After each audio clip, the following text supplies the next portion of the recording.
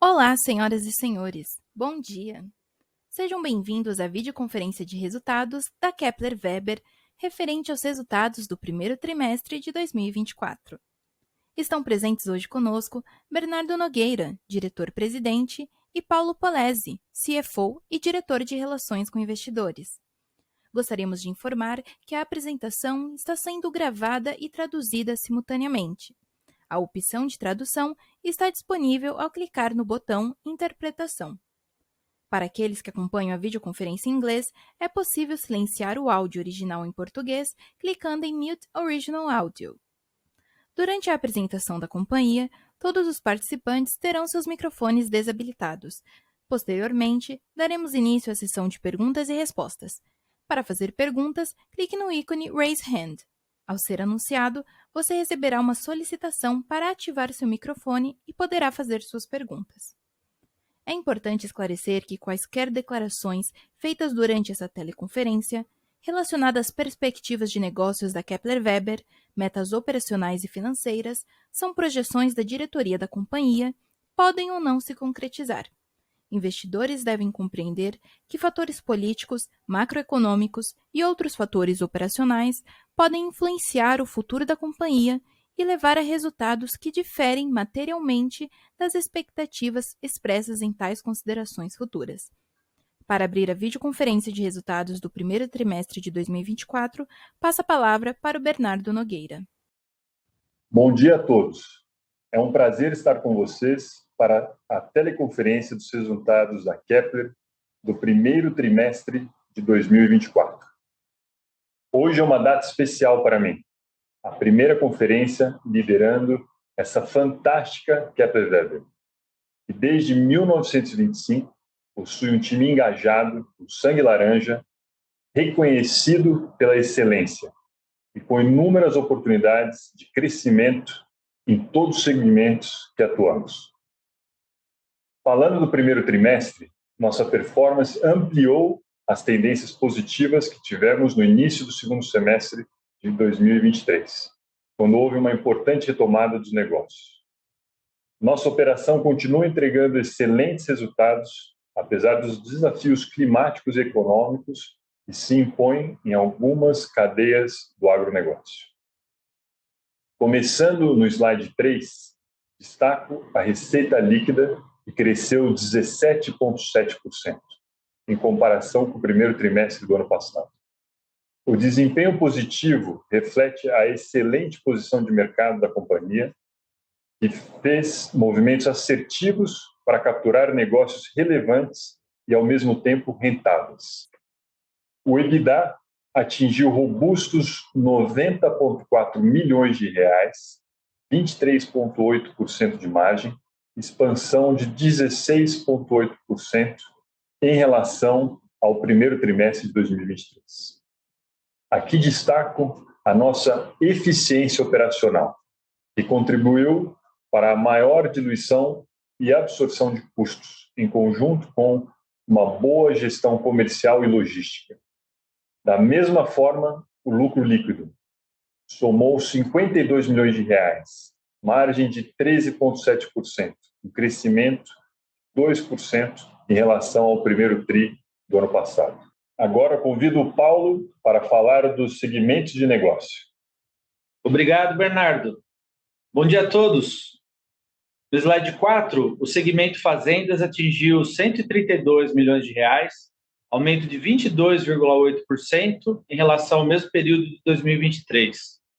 Tivemos o impulso de uma carteira de virada de ano sólida, que sustentou o faturamento do primeiro tri de 24. Além disso, a estratégia de segmentação de territórios demonstrou sua eficácia mais uma vez, permitindo aproveitar oportunidades de negócios no sul do país como resultado de uma forte safra. Em agroindústrias, atingimos 106 milhões de reais, redução de 3,7% em relação ao primeiro tri de 23. Neste trimestre, priorizamos estrategicamente o direcionamento dos recursos para os segmentos mais rentáveis. Como resultado dessa estratégia, conseguimos manter o nível de receita líquida estável em números absolutos neste segmento. Os negócios internacionais atingiram 38,8 milhões de reais, crescimento de 70,2% em relação ao primeiro TRI de 23. Excelente desempenho gerado por vendas de projetos de maior porte que foram fechados durante o quarto TRI de 23, contribuindo para uma robusta carteira de virada de ano. Em portos e terminais, a receita líquida atingiu 46,6 milhões de reais, aumento de 46,5% quando comparado ao primeiro TRI de 23, resultado da entrega de equipamentos em 3 projetos importantes: um terminal de movimentação de grãos na Bahia, um projeto portuário no Pará e uma indústria de etanol de milho no Mato Grosso. Por fim, em reposição e serviços, tivemos aumento de 11,8% em relação ao mesmo período de 2023, explicado principalmente pela consolidação da Procer, que contribuiu com o acréscimo de 9,5 milhões de reais na comparação com o primeiro TRI de 23. No slide 5, compartilho alguns projetos importantes entregues no primeiro TRI de 24. No projeto de 3 de maio, no Rio Grande do Sul, registramos a entrega de um secador de capacidade para 200 toneladas hora, cujo principal destaque é a fornalha automatizada, que entrega maior rendimento, qualidade e baixo consumo de energia. O projeto de Correntina, na Bahia, trata-se de modernização da unidade de uma grande trade, onde desmontamos equipamentos antigos, com muito tempo de uso e problemas operacionais, e montamos equipamentos novos, que trouxeram eficiência e segurança no recebimento e armazenagem de grãos. O projeto de Ivinhema, no Mato Grosso do Sul, obra de cooperativa, entregue em março de 24, deixou o cliente muito satisfeito por termos atendido o curto prazo de entrega, reforçando a confiabilidade na Kepler, nos deixando bem posicionados para capturar novos investimentos que serão anunciados pela cooperativa. Já no slide 6, temos a obra de Tunas, na Bolívia. Trata-se do primeiro secador KW Max instalado no país. Será referência e ajudará na atratividade de novos clientes da região. Por fim, citamos o projeto de 33, no Uruguai. Trata-se de uma ampliação de obra, onde o cliente já operava uma linha completa da Kepler e agora construiu a segunda linha também com o secador KW Dryer 3800, mantendo as mesmas configurações de equipamentos para essa segunda etapa.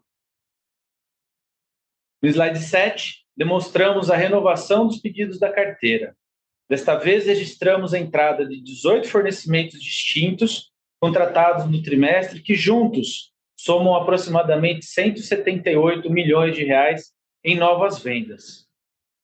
No quadro, destacamos a entrada de 10 novos projetos simultâneos em agroindústrias, que somam 119 milhões de reais, seguido por 35 milhões de reais em 5 obras no segmento de fazendas e 23 milhões de reais referentes a 3 projetos de exportação para clientes cerealistas. Os faturamentos começam em junho, avançando até novembro de 2024. No slide 8, mostramos a evolução do EBITDA no primeiro TRI de 24, onde geramos 90,4 milhões de reais, aumento de 16,8% em relação ao primeiro TRI de 23. A geração EBITDA reflete um aumento no nível de atividade durante o período, resultado de uma gestão equilibrada de volumes, de preços e custos. Com isso, a margem de 23,8% se manteve em patamar acima da média dos últimos anos, alinhado às boas práticas de gestão operacional e despesas sob controle. No slide 9, mostramos a evolução dos investimentos em CAPEX. No primeiro TRI de 24, os investimentos atingiram 7,8 milhões de reais, sendo 34% destinados ao atendimento a normas e legislações, seguido de 27% em desenvolvimento de novos produtos, 26% em aumento de capacidade fabril e 13% em sistemas de TI. Destacamos a inauguração de uma linha automática de produção de canos de calhas, que não só aumentará a capacidade de produção em 37%, mas também trará melhorias significativas na ergonomia, beneficiando os colaboradores da companhia. Destaco no slide 10 a disponibilidade de caixa, que finalizou o primeiro TRI de 24 em 319,7 bilhões de reais, no mesmo patamar saudável do primeiro TRI de 23. Desconsiderando o endividamento de 146 milhões de reais, a nossa posição de caixa líquido fechou em 173,4 milhões de reais, reforçando a solidez da Kepler. No slide 11, demonstramos o ROIC do primeiro TRI de 24, que apresentou a marca de 43% em linha com o ROIC do quarto TRI de 23, mostrando um equilíbrio entre a boa lucratividade e os investimentos de longo prazo realizados pela companhia. Lembro que o elevado ROIC é um dos diferenciais do nosso modelo de negócios, que permite acrescentar novas capacidades operacionais sem realizar grandes aportes de CAPEX. No slide 12, trazemos o pagamento de 74,9 milhões de reais em dividendos, pagos em 15 de abril de 2024, mantendo um atrativo payout de 61% no conceito de regime de caixa. Com isso, concluo a minha parte e retorno ao Bernardo. Muito obrigado, Paulo. Antes de finalizarmos o call, com muita satisfação compartilho com vocês duas iniciativas importantes do RS, trabalhadas há meses e que possibilitarão ficarmos ainda mais próximos dos nossos clientes, além de agregar valor a eles. Primeiro, o lançamento da plataforma educativa Grãos de Conhecimento, um ensino à distância, um EAD, inovador e inédito no nosso setor. Permitirá capacitarmos clientes para um incremento na eficiência e segurança do pós-colheita. Outra ferramenta inovadora é o Checklist Kepler, um aplicativo que realiza diagnósticos detalhados dos equipamentos e das estruturas de armazenagem, resultando em uma melhoria significativa da eficiência operacional dos nossos clientes. Importante ressaltar que ambos os projetos são escaláveis e com meta gerar valor continuamente no relacionamento com os nossos clientes. Além disso, o Checklist Kepler irá facilitar a entrada de pedidos automáticos para a compra de novos equipamentos por meio do aplicativo, ampliando as possibilidades de venda e a eficiência dessas vendas. Antes de passarmos para a sessão de perguntas e respostas, quero reforçar as realizações recentes e comentarei sobre nossas perspectivas para o restante de 2024. Em primeiro lugar, preciso ressaltar a consistência das entregas da equipe Kepler, considerando o cenário adverso que estamos vivendo. Mantivemos tanto o faturamento quanto a rentabilidade em patamares saudáveis e acima da média histórica. Em março, também comemoramos 1 ano de aniversário da aquisição de 50% da Procer. Considerando o crescimento do negócio ao longo deste ano, alcançamos 1.453 clientes conectados, representando um aumento de 37%.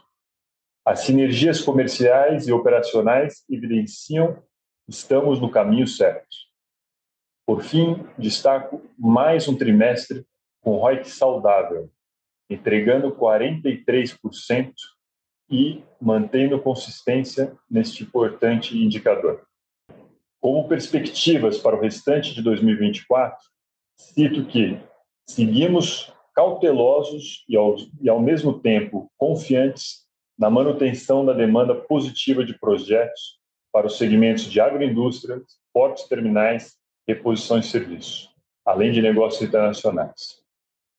Termino ponderando que, embora o segundo trimestre seja tradicionalmente marcado por menor patamar de faturamento devido à sazonalidade típica, trabalhamos com um cenário de evolução gradual ao longo do ano.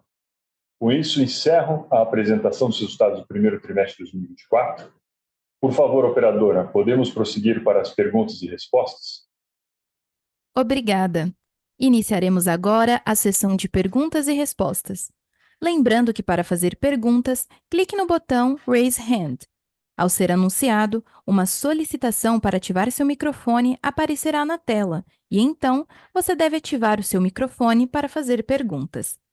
Durante a sessão de perguntas e respostas, daremos prioridade às perguntas feitas ao vivo pelo microfone, as quais serão respondidas com antecedência. Aos interessados em fazer perguntas por escrito, solicitamos gentilmente que utilizem o link disponível no chat. Em virtude do elevado número de questões habitualmente recebidas e com o intuito de atender a todos os participantes, as questões serão respondidas de maneira agrupada, de acordo com o tema anunciado. Se a sua pergunta for enviada após o encerramento do tema anunciado, o time de relações com investidores providenciará a resposta posteriormente por e-mail. A nossa primeira pergunta vem da senhora Fernanda Urbano, da XP. Por favor, pode prosseguir. Bom dia, pessoal. Vocês conseguem me ouvir? Oi, Fernanda, bom dia. Estamos ouvindo bem, Fernanda. Bom dia, obrigada. Parabéns aí pelos resultados e obrigada por pegarem as nossas perguntas. São duas aqui do nosso lado, as duas pensando, né, em dinâmica de rentabilidade. A gente viu agora no primeiro trimestre uma margem bem saudável, né, de 24%, e olhando para a composição de custos, a gente nota aí que matéria-prima ficou estável ano contra ano. Queria ver, enfim, como vocês estão vendo dinâmica de precificação olhando para frente, se vocês estão vendo alguma pressão de preços com esse cenário aí de matéria-prima mais estável. Esse é o primeiro ponto. E o segundo ponto seria com relação ao mix. Vocês até mencionam, né, no release que o setor de agroindústrias, vocês estão priorizando projetos mais rentáveis, mas entendo aí que de forma consolidada vocês também mencionam um mix menos favorável, né, com alguns projetos complexos com margens mais baixas. Enfim, queria ver se vocês poderiam dar um pouco mais de detalhe desses efeitos de mix no primeiro trimestre, e entender também o que a gente pode esperar para os próximos trimestres, considerando a visibilidade de carteira que você já tem até então. Obrigada.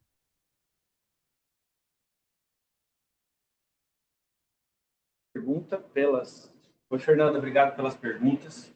Estava ativado aqui. Eu saio com a primeira aqui, o Bernardo ajuda as outras, nós nos complementamos, né? Você falou da rentabilidade, nós, de fato, saí bastante orgulhosos da rentabilidade que a gente conseguiu entregar no primeiro TRI. Muito dos esforços aí que a gente faz ao longo do ano, né, para ter nível de produtividade na fábrica, né, assertividade na precificação de produtos, boas estratégias de suprimentos de matéria-prima, uma boa execução, entregas, né? Então, o conjunto disso é o que faz valer a nossa rentabilidade, né? E você perguntou especificamente quanto a ter matérias-primas estáveis. Sim, você está certa. A gente tem acompanhado, né, em geral, uma acomodação das commodities. A gente sabe que aço, né, e demais componentes ligados a aço é muito uma parcela relevante no nosso custo. Ele veio caindo no último ano, por N razões. Então, isso ajudou a estabilizar a nossa base de custos. Então, sim, a gente não vê nenhuma tendência para que isso mude.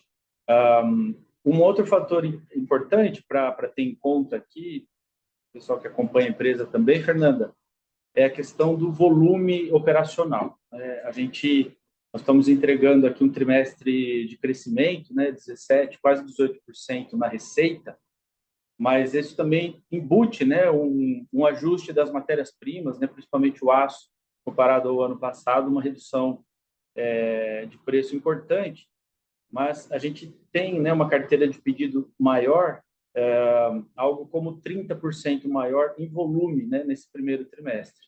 Então, isso coloca uma pressão na operação, mas também, Fernanda, ajuda a diluir bastante os custos, melhorar a absorção, né? Então, eu diria que essas variáveis, elas devem permanecer aí dentro do nosso mix, né, na parte de custos, e inclusive a matéria-prima, né, a gente não vê nenhum ponto de preocupação nesse momento, Fernando.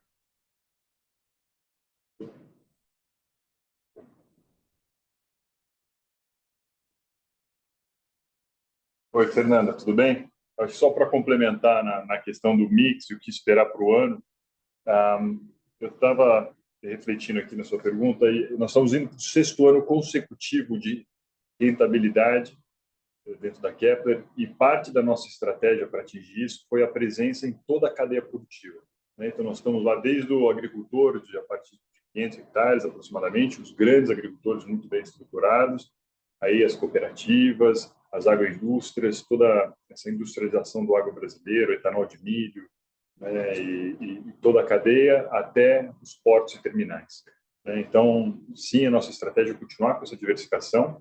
E aí, de ano em ano, existe naturalmente segmentos que estão um pouco mais pujantes que outros, isso tende a influenciar como que a pizza se comporta, e também existe aí uma priorização nossa por negócios em fazendas, que são os mais rentáveis, mas sempre também respeitando essa diversificação, né? Então, mesmo que tivesse demanda para ter 100% do nosso faturamento em fazendas, provavelmente a gente não o faria para manter aí uma presença relevante em todos os segmentos.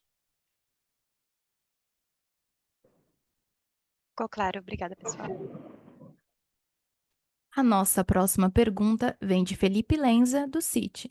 Por favor, pode prosseguir. Bom dia, Bernardo, Polese. Parabéns pelo resultado. Da minha parte, seriam duas perguntas. A primeira pergunta seria referente à redução da exposição da Kepler à agroindústria e esse aumento ao segmento de fazendas. A Kepler, como vocês mesmos disseram, optou por adotar uma estratégia de reduzir a exposição à agroindústria e focar em segmentos mais rentáveis. No entanto, os clientes da agroindústria são maiores e não necessitam de meios como o Plano Safra para se financiar, enquanto o segmento de fazenda necessita de um acesso a uma linha de crédito mais barata. Inclusive, alguns competidores da Kepler que possuem menos exposição à agroindústria reportaram uma queda na demanda por armazéns nos primeiros meses de 24, devido ao rápido esgotamento das linhas de crédito Plano Safra, enquanto a Kepler acabou se blindando de ser feito por estar mais exposta ao segmento.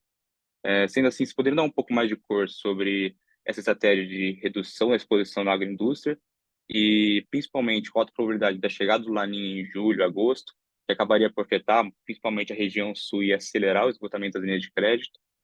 E a minha segunda pergunta seria referente a como tem progredido a estratégia da nova gestão. Sei que ainda é muito cedo, mas se puderem dar um pouco mais de força, como tem se desenvolvido a estratégia de ingressar no segmento de aluguel de silos, por exemplo, além do ingresso no segmento de silo bags, e como estão as perspectivas da companhia para os demais segmentos, principalmente de reposição e serviços. Obrigado.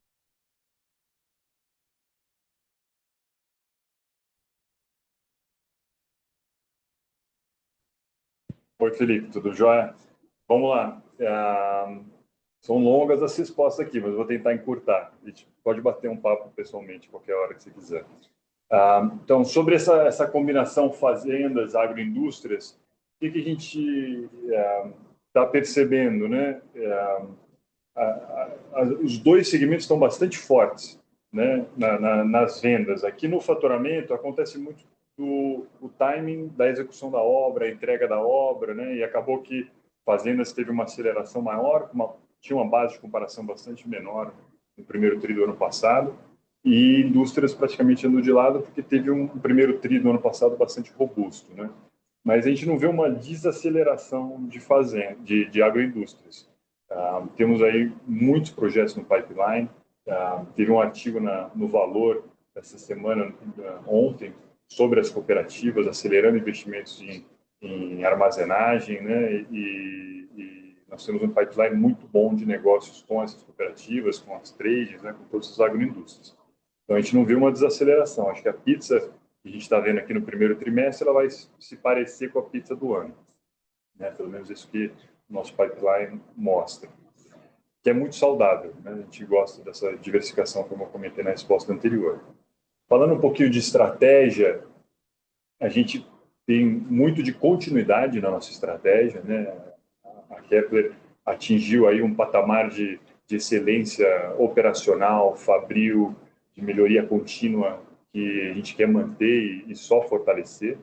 Aí existe sim um trabalho bastante grande de fortalecimento do nosso P&D, no nosso desenvolvimento, lançamento de produtos, né? Eu comentei no início aqui alguns serviços que estão sendo lançados nesse primeiro trimestre. Nós temos na AgriShow, que está acontecendo essa semana, estou indo para lá amanhã, se alguém quiser encontrar. Temos o lançamento do BioCAD, que é um equipamento que ajuda na redução da mão de obra, né, a otimização da mão de obra nas unidades armazenadoras, né, um alimentador do secador, da fornalha do secador. Então, né, e temos uma máquina de limpeza, uma nova máquina de limpeza que será lançada no segundo semestre. Então, temos aí bastante coisa saindo, que agrega valor, que né, aumenta a nossa receita. E falando pontualmente sobre aluguel de unidades, nós, né, estamos em estado, eu diria até avançado, de discussões com alguns clientes, e temos como objetivo colocar um piloto de pé esse ano para, né, ir aprendendo, conhecendo. E eu acho que é importante comentar aqui, Felipe, que quando a gente fala de aluguel de unidades, né, a nossa visão é que a Kepler está muito bem posicionada em conhecer aonde está a demanda por, né, onde tem o déficit brasileiro. A gente tem isso mapeado, todos os municípios do Brasil, qual que é o déficit de armazenagem. A gente tem todo o relacionamento com o cliente, a gente entende de unidades, tem todo o conhecimento da engenharia, conhecimento da execução da obra, que não é trivial, e depois da manutenção dessas unidades. Então, a gente tem todo esse conhecimento, todo esse valor a agregar, né, e aí, junto com parceiros que entrem com capital, a ideia, né, é consolidar aí unidades de armazenagem para alocação, mas sem usar o capital da Kepler. Então, acho que um pouco em linhas gerais, é isso que a gente está tentando colocar de pé. E quando a gente tiver esse piloto, né, fechado, com certeza a gente vai convidar vocês para vir aqui no escritório e a gente detalhar um pouco de como é que ele vai funcionar. Tá bom? Obrigado. Perfeito, Bernardo. Parabéns novamente pelo resultado. A nossa próxima pergunta vem de Álvaro Luiz, do BTG. O aumento das taxas sobre o aço chinês piora de alguma forma o operacional da companhia?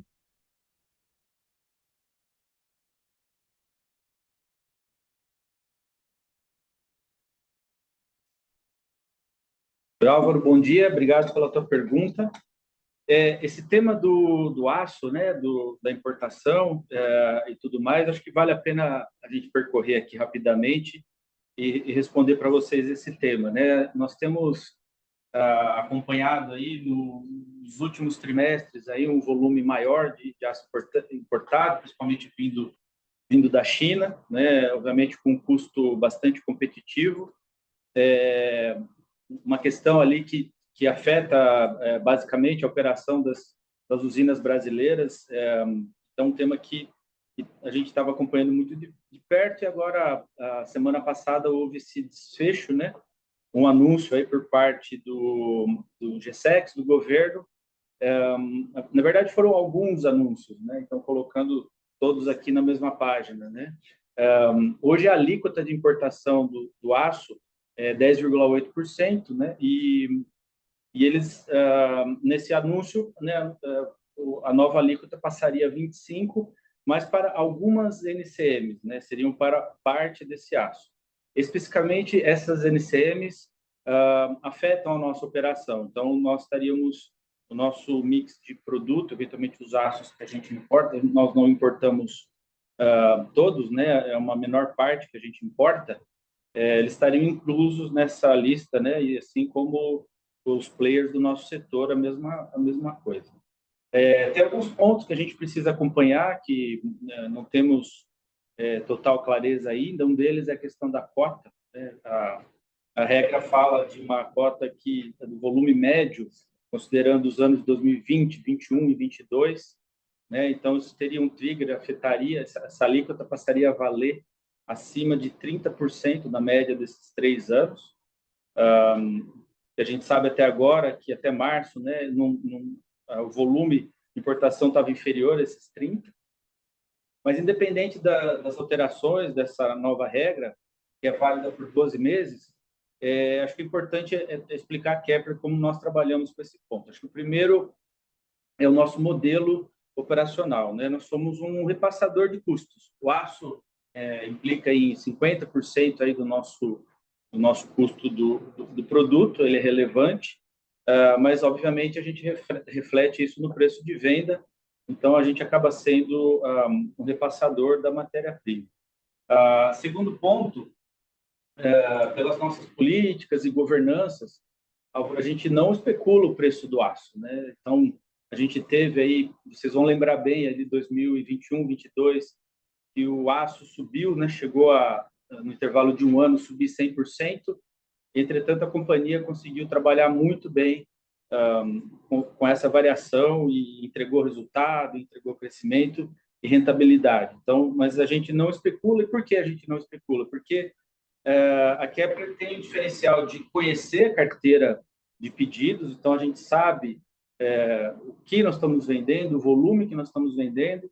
Para isso, nós trabalhamos com cobertura de estoques muito equilibradas, e a diferença a gente vai adquirir no mercado. De certa forma, que a Kepler hoje a gente sabe a margem que a gente vai entregar para cada pedido, e isso é muito importante para a nossa gestão. Então, mais importante disso que a forma, né, e uma empresa quase centenária, 99 anos, a gente sabe muito bem trabalhar com isso. Acho que o mais importante é que a gente toma a decisão de venda, né, com base numa rentabilidade garantida. Então, independente os desdobramentos aí desses efeitos aí da alíquota de importação, né, a Kepler tem aí os mecanismos para a gente poder trabalhar. Vamos acompanhar como fica esses volumes nos próximos trimestres, a gente mantém vocês informados. Obrigado pela pergunta. A nossa próxima pergunta vem de Felipe Lenza, do Citi. Por favor, Felipe, pode prosseguir. Bom dia, pessoal. Já fiz a pergunta, só esqueci de baixar a mão. Obrigado.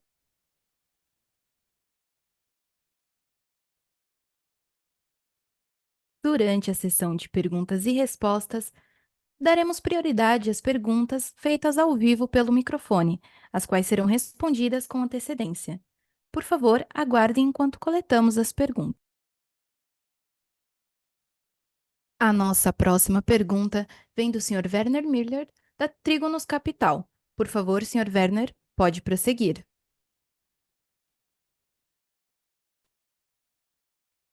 Bom dia, parabéns aí pelo resultado, né, num momento desafiador aí com o preço dos grãos mais baixos, né, mas as fazendas aí contribuindo positivamente.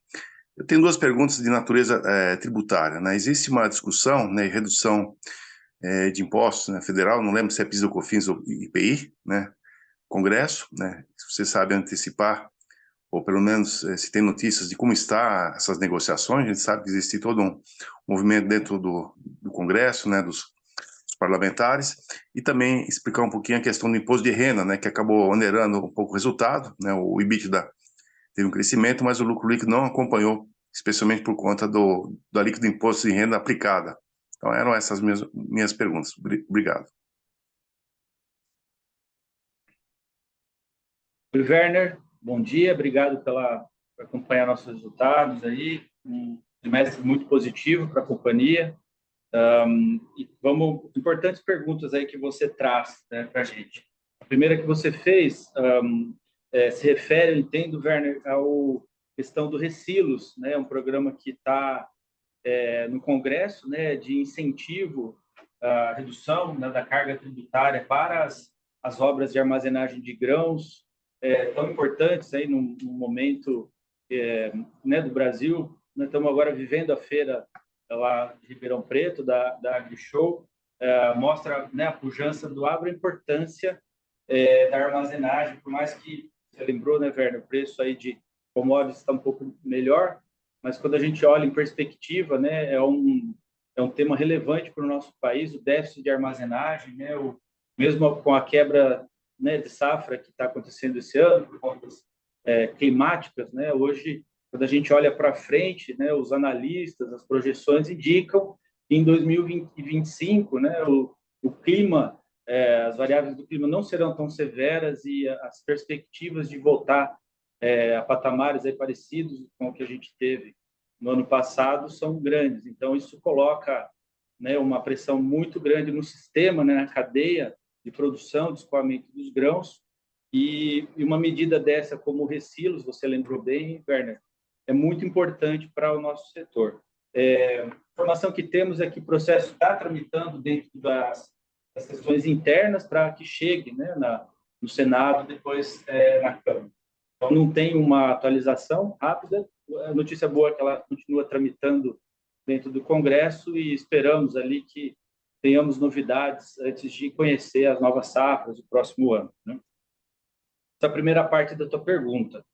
A segunda parte, você se refere realmente, nós tivemos a partir agora do dia 1º de janeiro, a Lei 14.789 de 2023, é uma lei que ela promoveu aí mudanças nas regras de tributação dos incentivos para os investimentos. No caso, né, concedido pelos estados na forma de redução da alíquota do ICMS. Então, lembrando a todos, aí, colocando no mesmo nível, a Kepler tem duas operações industriais, a principal em Panambi, no Rio Grande do Sul, a segunda em Campo Grande, no Mato Grosso do Sul. Essa é uma fábrica mais nova, que ela foi construída 20 anos atrás, e teve esse incentivo de investimento, né? Então, foi muito importante para a nossa operação, né? Atrair capacidade produtiva, modernização. E agora, com essa alteração, ela mantém, né, essa nova lei, ela mantém o benefício do ICMS.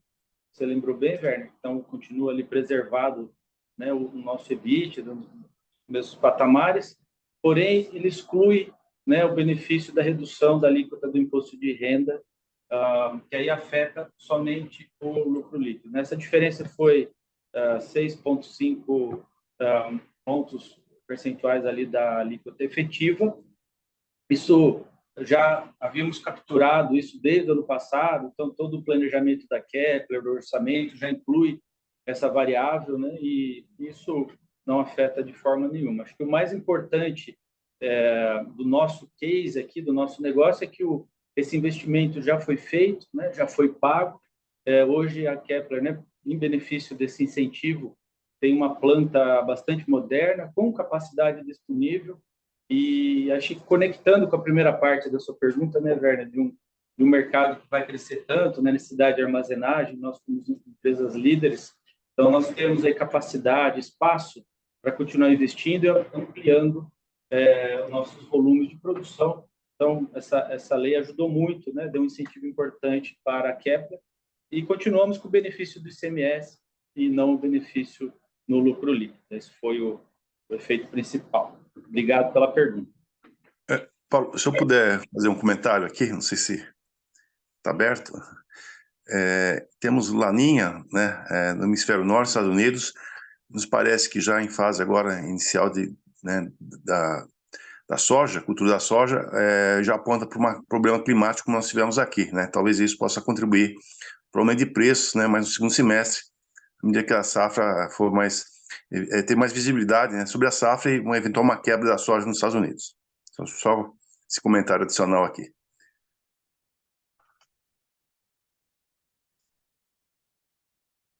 Ô, Werner, obrigado aí pelo comentário sobre a Laninha, né? E a gente acompanha de perto também, né, essas evoluções aí na safra americana e também impactos de clima aqui na safra brasileira. Acho que tem dois elementos aqui bem interessantes de comentar sobre primeiro o clima, né, e o nosso posicionamento geográfico. Então, a Kepler de hoje, né, parte da nossa resiliência vem de estar em todo o agronegócio e parte da nossa resiliência também vem de estar em todo o Brasil.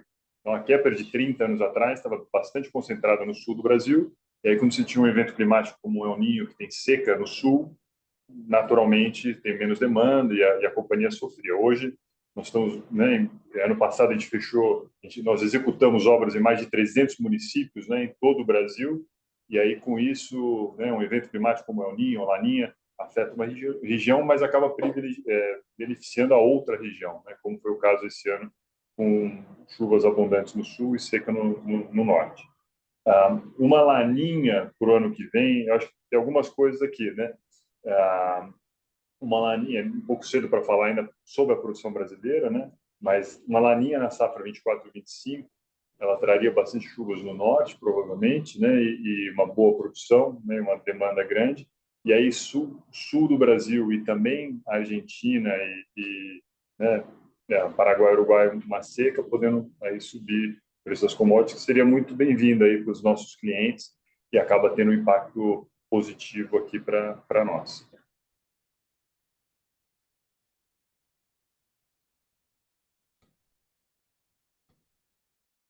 A nossa próxima pergunta vem de Ricardo Strobino, da 41 Investimentos. Por favor, Ricardo, pode prosseguir.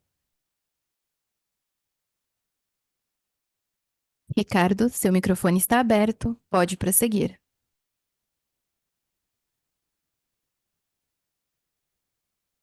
A nossa próxima pergunta vem de Christian Matias de Oliveira, da Levante Corp. Por favor, senhor Christian, o senhor pode prosseguir. Bom dia, pessoal. Parabéns pelos resultados. Bom, são dois pontos aqui do meu lado. Em primeiro lugar, vocês mencionaram que focaram aí em mix mais rentável, no segmento de fazendas principalmente, mas eu vi que isso impactou aí na parte de custo, né? Vocês mencionam um maior consumo de horas direcionadas a projetos maiores, mais complexos. Vocês puderem explorar um pouquinho mais essa relação aí entre esse mix mais rentável e esse impacto que vocês têm no custo, que ainda não ficou tão claro. E se puderem comentar também, né, como vocês estão vendo a perspectiva do segmento de fazendas agora para o segundo semestre de 2025, também acho que vai ajudar bastante. E o segundo ponto seria em relação ao que vocês falaram de redução de despesas de comissões. Eu queria entender um pouco melhor esse ponto, se isso foi uma questão de mix, e como que vocês veem que isso, de repente, pode impactar aí o estímulo da equipe de vendas. Obrigado. Não. Quando saiu, né? Oi, Cristian, bom dia. Nós estamos aqui organizando para te responder. A primeira parte, o começo, teve um pouco de ruído aí por trás da sua fala. A gente entendeu que você falou, perguntou um pouco sobre o mix mais rentável, mas a gente não conseguiu ouvir a conclusão da pergunta. Você poderia repetir a primeira parte dela, por favor? Claro, perdão. Eu perguntei que apesar desse mix mais rentável, a gente viu que teve aí, vocês mencionaram um impacto desfavorável na parte de custos, né? Projetos mais complexos, algumas horas a mais aí para atender esses projetos. Então eu queria entender um pouco melhor essa relação do mix, esse impacto desfavorável que vocês tiveram no custo, né? Apesar de ser um mix mais rentável que não ficou tão claro. Obrigado. Oi, Cristian, agora ficou mais claro. Obrigado pelas perguntas. Eu começo aqui, Bernardo complementa. De fato, nós temos um mix diferente em relação ao que a gente tinha o ano passado, mas não é de agora, né? A gente teve, em 2023, me permite voltar um pouquinho, que a gente vinha ali de uma concentração maior lá nas fazendas, em projetos de menor porte, e a gente teve aí uma mudança de mix, que você bem observou, que leva lá um volume maior, por exemplo, em portos e terminais, né? Um setor que tem um pipeline de projetos enormes sendo realizados aqui, né? Vários players da cadeia do agro. Tem também a agroindústria, né? A gente, as cooperativas, né? O Bernardo comentou agora há pouco na resposta, a gente teve uma matéria ontem também no Valor Econômico, falando aí do pipeline da agroindústria. Então, um pouco dessas oportunidades que vão fazendo a Kepler direcionar um pouco o mix, sem, contudo, perder o foco nas oportunidades, né? Então, fazendas foi uma resposta importante aí para o nosso modelo. Então, um negócio que, a despeito aí do Bernardo vai comentar de commodities em baixa, etc., é um setor que continua investindo. Os negócios internacionais, da mesma forma, né? Teve o maior crescimento entre os nossos segmentos aqui de atuação, os negócios internacionais, tendo sido esse primeiro TRI em faturamento, o maior faturamento de um trimestre dos negócios internacionais da Kepler. Então, você tem uma acomodação. Esse mix diferente, ele traz um volume maior para dentro da fábrica, né, um prazo de entrega mais longo também, e um pouco uma elevação no custo médio, no custo ponderado da empresa. Isso é um resultado. Entretanto, a Kepler continua trabalhando e está conseguindo trabalhar no sentido de preservar a rentabilidade, né? Então, é um mix diferente do histórico da gente, porém, a gente tem conseguido preservar margens de venda, né, margens de produção importantes. Então, é um pouco dessa dinâmica que a gente tentou trazer para vocês no resultado, a gente vê que ela continua nos próximos trimestres, mas muito do esforço da gente na diversificação, né? E não é uma diversificação só na hora de atender o cliente, né? É uma diversificação para dentro da fábrica, né? O portfólio interno de cada obra é diferente, o porte. Então, teve um esforço muito grande dos times, né? E a turma está conseguindo entregar esse mix diferenciado. Acho que é mais esse o que afeta a gente. Mas, de novo, né? Um mix diferente, com um custo um pouco maior, mas não vai afetar a rentabilidade. Você viu que não está afetando a rentabilidade da empresa. E aí eu passo para o Bernardo, a parte, o resto da sua pergunta, você fala um pouquinho da perspectiva do setor de fazendas, que foi importante no primeiro TRI. Bernardo, se você quiser completar. Vamos lá. Oi, Christian. Sobre fazendas, acho que bem rapidamente, né, acho que vale a pena... Tem duas coisas aqui. Nós entramos esse ano, quando a gente viu o preço da soja caindo aí 20%, 30% versus o ano passado, a gente entrou com bastante cautela em fazendas, essa é a verdade. Mas a gente tem percebido na nossa carteira, nas vendas, no faturamento, uma necessidade de investimentos dos nossos clientes. Então, eles estão, né, a gente vê muitos segmentos dentro do agro estão sentindo essa retração do agricultor e a gente não está percebendo isso aqui em armazenagem. E a nossa hipótese, né, e nas conversas que a gente tem, obviamente, com os nossos clientes, é que eles estão priorizando a armazenagem. Entre, talvez, outros investimentos, né, eles veem o maior gargalo, uma melhor rentabilidade está no investimento da armazenagem, então eles estão priorizando e estão vindo à mesa. Né? E aí, acho que um parênteses interessante de dividir com vocês, eu estava fazendo um pareto aqui, se a gente pegar as nossas vendas ou faturamento aqui do primeiro trimestre para fazendas, a gente tem 50% dos nossos clientes de fazendas faturam mais de 50 milhões de reais nas suas operações, né? E isso vai até 2 bilhões de reais no caso de um grupo agrícola como o Schaeffer, Bom Futuro, né, a MAG, esses grandes grupos agrícolas aí do Mato Grosso.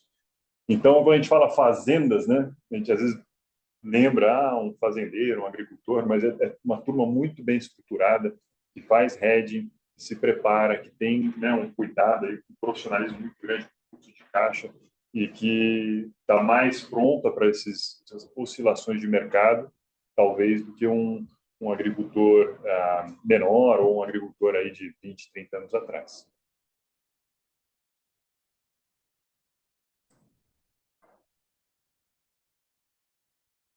Durante a sessão de perguntas e respostas, daremos prioridade às perguntas feitas ao vivo pelo microfone, as quais serão respondidas com antecedência.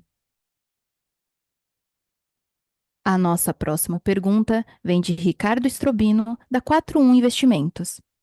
No ano passado, realizaram esse grande investimento na fábrica em pintura a pó. Quero saber se isso já foi finalizado e se há grandes projetos a serem investidos nos próximos períodos.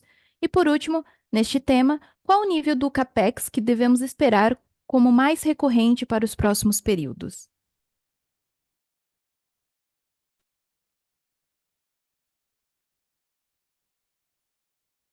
Ricardo, obrigado pela pergunta. Para fazer em áudio, a gente pegou ela por escrito aqui. Começando pela parte da linha de pintura a pó, né? Você lembrou bem, isso teve a inauguração em setembro do ano passado.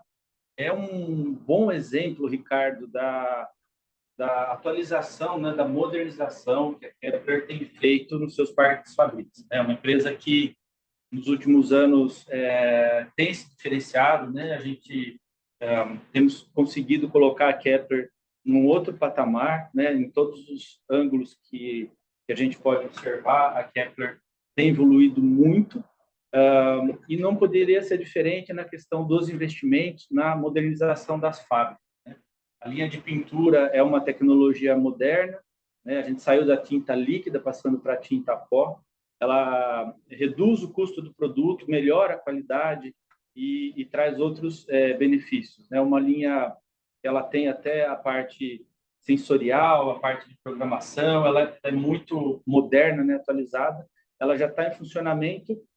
A gente fez um plano para ela, para que absorva ali o crescimento até para os próximos 5 anos, então a gente tem capacidade para ela para os próximos anos e muito felizes com os resultados alcançados até agora, né? A informação que a gente tem é que no Brasil somente 2 empresas têm essa tecnologia, Kepler, mas uma outra empresa de outro setor. Com relação à continuidade dos investimentos, né, uma referência do volume de investimentos, vocês observam que a companhia tem investido ali em torno de 5% da receita líquida. Se a gente comparar isso com a depreciação, tem uma depreciação em torno de 3%, 3,5%, então nós estamos investindo um pouco mais do que a depreciação. Isso foi muito importante para a gente atualizar as fábricas, colocar um patamar de produtividade maior e endereçar o aumento de volume. Eu estava respondendo outra pergunta agora, estava dizendo que nesse trimestre o volume que as nossas fábricas trabalharam foi 30% acima do que o primeiro trimestre do ano passado, e a fábrica conseguiu responder muito por conta dos investimentos que a gente fez. E a gente tem, para concluir aqui, um plano, né, estratégico, né, de 5 anos e de 10 anos, e nós sabemos ali os gargalos e os investimentos para serem feitos.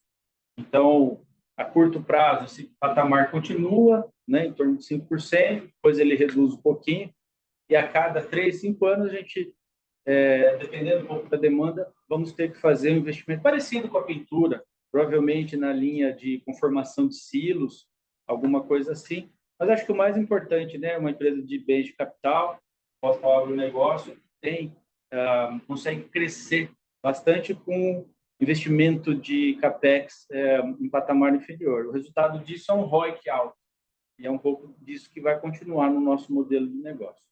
Obrigado pela pergunta. Peço que aguardem mais um momento. Estamos agrupando algumas perguntas que têm o mesmo tema, então teremos mais alguns momentos de silêncio.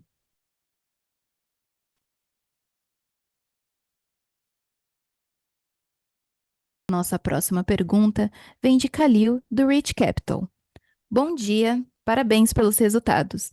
Quais são as perspectivas do lançamento do KW Biocav e como está a aceitação dos secadores no mercado internacional? Foi este um dos drivers de crescimento do segmento no trimestre?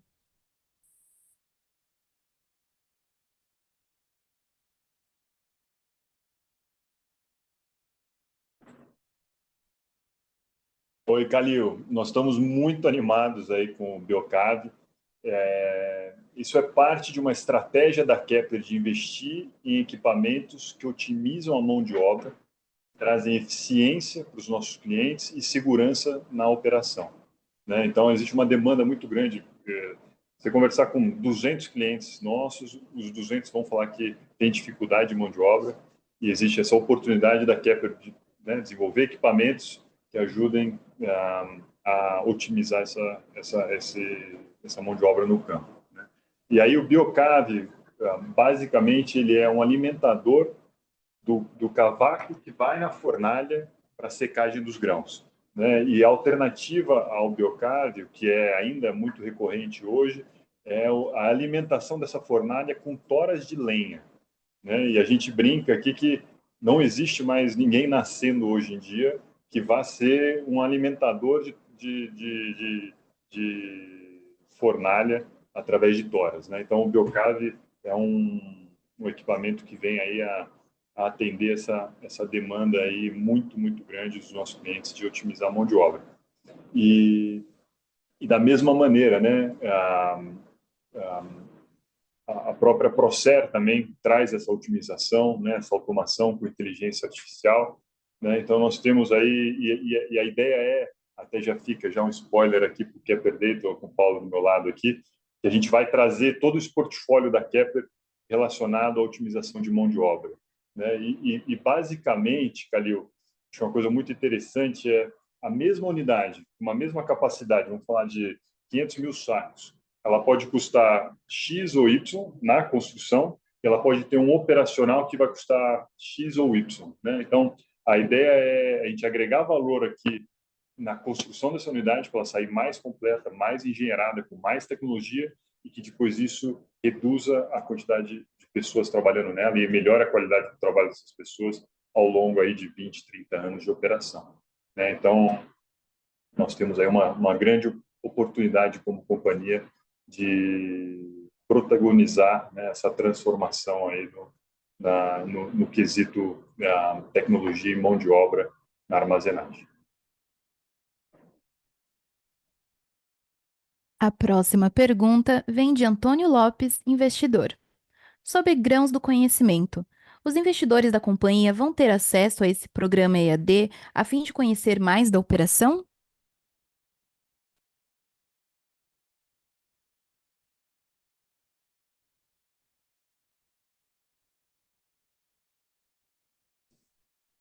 Ô, Antônio, com certeza. Então, de novo, voltando para a mão de obra, né, uma demanda constante dos nossos clientes é de capacitação. A gente sabe que um funcionário bem treinado, bem capacitado, ele consegue operar um secador, uma máquina de limpeza, ele consegue conservar o grão de forma muito melhor do que um que não esteja tão preparado, né? Então, a gente vê o grão de conhecimento aí como uma oportunidade de oferecer essa capacitação de uma forma moderna, né, que através dos celulares, de vídeos curtos, o operador possa fazer uma regulagem de uma máquina, né, ou assegurar que a operação está sendo bem conduzida. E a nossa intenção, né, com o EAD, inicialmente é fornecer essa capacitação para que, quando o cliente escolha qual investimento ele vai fazer, né, ele priorize a Kepler, porque ele sabe que o time dele está todo capacitado para os equipamentos da Kepler. Então, esse é talvez a primeira forma de monetizar aí o grão de conhecimento. E, eventualmente, né, talvez um 2.0, talvez provavelmente não para esse ano, para o ano que vem, é o EAD evoluir para uma espécie de uma carteira de habilitação, né? Então, você vai operar um secador, que é um equipamento que custa mais de R$2 milhões e que pode ser incendiado na operação, se for mal feita, né? Você quer que o operador tenha ali uma condição, né, declarada ali de que ele sabe fazer aquela operação. Então, a gente pode evoluir o EAD para uma espécie de ensino à distância e até de uma habilitação para operar os diferentes equipamentos dentro de uma unidade, para ter, né, a gestão de toda a unidade. Então, essa também é outra forma de monetizar essa plataforma de educação da mão de obra, né, de educação dos operadores de unidades existentes. A sessão de perguntas e respostas está encerrada. Passamos ao Sr. Bernardo para que ele faça suas considerações finais.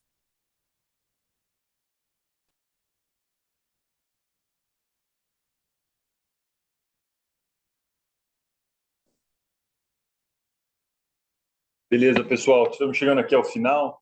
Eu queria começar agradecendo a uma pessoa aqui, né, o Piero Abondi.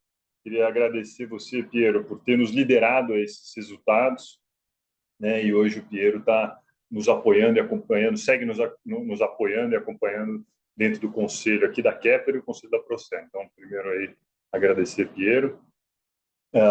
Eu começo, né, esse encerramento dizendo que a gente entrou 2024 com o pé direito, né? Tivemos aí uma excelente performance de faturamento, né, crescendo a nossa receita. As vendas também estão muito bem, foram muito bem aqui no primeiro trimestre, né, que traz aí uma boa carteira aqui para o primeiro semestre. Execução em todas as engenharias, execução nas fábricas, na logística, foi toda, né, estão todos de parabéns aqui no time Kepler. Eu também gostaria de ressaltar a força do nosso time de implantação. É o time que monta essas obras no campo, né? Eu costumo dizer que a gente envia para a obra, é um Lego, então ele precisa ser montado nas diferentes unidades. E nós tivemos 72 obras entregues aqui no primeiro trimestre, com um NPS exemplar de 81. Então, para quem conhece a metodologia de NPS, sabe que 81 é uma nota comparável aí com Apple, Netflix, né? É uma zona de excelência, né? Então, a gente fica muito satisfeito com isso, e isso, com certeza, traz recompra com margens saudáveis.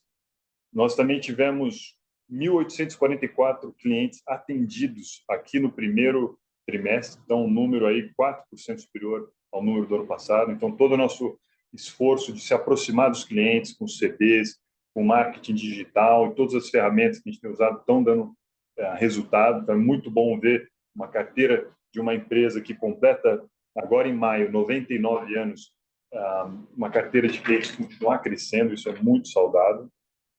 Aqui no primeiro trimestre também a gente celebra 1 ano de investimento na Procer. É um investimento, é um marco para a nossa organização, uma empresa tradicionalmente metalúrgica, né, tradicionalmente transformação de aço, que entra com os 2 pés na digitalização e no processo de transformação digital do pós-colheita, da armazenagem. Né? Nós crescemos 33% o faturamento da Procer nesse ano, crescemos 100% o negócio que é puramente software e recorrência dentro da Procer. Então, a gente está muito entusiasmado aí com essa oportunidade de fazer na armazenagem o que foi feito no restante da agricultura, né, dentro da porteira, dos tratores, nas colhedeiras, nos últimos 20 anos, essa digitalização e modernização. A gente vai protagonizar esse movimento na armazenagem e muito com a Procer. Então, estamos muito satisfeitos com isso. Então, isso encerra o primeiro trimestre e a gente vai seguir o ano muito focado em excelência operacional, melhoria contínua, né? Isso está no nosso DNA em toda a Kepler, então isso é muito importante. E olhando para frente, né, o que esperar de 2024, o Werner falou um pouco Laninha, né? Hoje o consenso dos consultores, aí, dos técnicos, especialistas, a gente já está entrando aqui na safra 24-25. Né? Todos os insumos já estão sendo comprados para o plantio ali em setembro, outubro, novembro, da soja, né? Então a gente já está entrando aqui na preparação para a safra 24-25 e o consenso entre os especialistas é que a gente vai ter uma safra entre 320 e 340 milhões de toneladas. Então isso traz de novo uma pressão muito grande na armazenagem e por isso que a gente vê aí as condições hoje, né, de trabalhar, né, muito forte para que 2024 supere 2023 e seja o segundo melhor ano da nossa companhia. Essas são as condições que a gente enxerga hoje, né, e toda a transparência, a gente vai trazendo atualizações para vocês ao longo dos trimestres, né, em todos os releases. Mas a gente fecha aqui o primeiro trimestre, de novo, muito satisfeito com o resultado e bastante confiante com o ano de 2024 e com todo o trabalho que vem sendo feito aqui pela equipe Kepler. Muito obrigado, pessoal. A videoconferência de resultados da Kepler Weber foi concluída. Qualquer dúvida, por favor, envie sua pergunta para o time de relações com investidores pelo e-mail ri.kepler@kepler.com.br. Agradecemos a participação de todos e desejamos um excelente dia.